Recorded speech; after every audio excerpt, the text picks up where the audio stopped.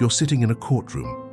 A witness points to the defendant and says, "I saw him clearly, I'll never forget his face."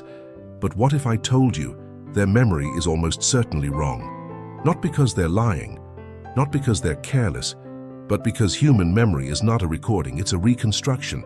And today you'll learn how your brain edits, distorts, and even invents memories without you ever noticing. This isn't science fiction, it's cognitive psychology, and it changes everything. Let's begin. In the 1970s, psychologist Elizabeth Loftus conducted a simple experiment.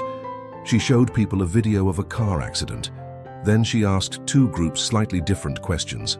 Group A, how fast were the cars going when they hit each other? Group B, how fast were the cars going when they smashed into each other? The word smashed made people estimate higher speeds, but that wasn't the shocking part. A week later, she asked, "Did you see broken glass?" There was no broken glass in the video.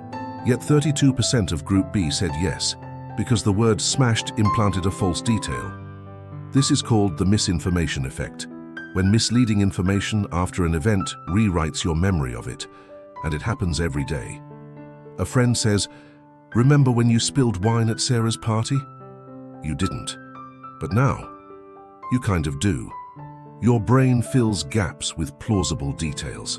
It doesn't feel like guessing, it feels like remembering, but false memories go even deeper.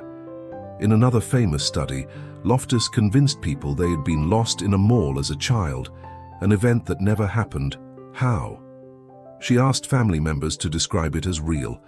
Within weeks, 25% of participants remembered the event, including sensory details like the old man who helped me. This is called imagination inflation. The more you imagine something, the more real it feels, and your brain can't tell the difference. Why does this happen? Because memory isn't stored like a file on a hard drive. It's reconstructed every time you recall it. Each time you remember, you slightly alter the memory but influenced by your current mood, beliefs, and suggestions. Neuroscientists call this reconsolidation, and it means every memory is a blend of truth and fiction. Now you might think, but my memories feel vivid. I remember exactly where I was on 9/11. That's called flashbulb memory, a highly detailed, emotional recollection. But studies show even these decay and distort over time. People confidently misremember who told them the news, what they were wearing, even the day of the week. Emotion makes memories feel accurate, not be accurate. So, can you trust your memory at all? Yes, but with caution. Here are 3 science-backed ways to protect your memory. Strategy 1. Write it down immediately. Memory fades within hours. A quick note locks in facts before your brain starts editing. Strategy 2. Avoid leading questions. Don't ask, "Was the man tall?" Ask, "What did the man look like?" Open-ended questions preserve accuracy. Strategy 3.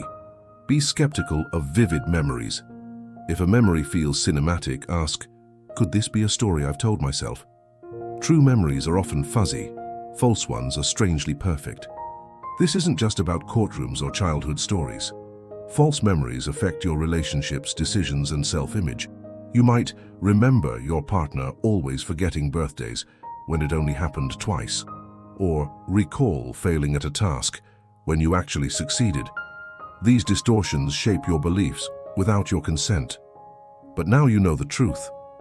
Your memory is a storyteller, not a witness, and that's empowering, because once you see the edit, you can choose a better story. Thanks for watching Mind Hack Daily. If this changed how you see your mind, like, subscribe, and hit the bell. New science-backed insights every weekday at 13 UTC. See you tomorrow.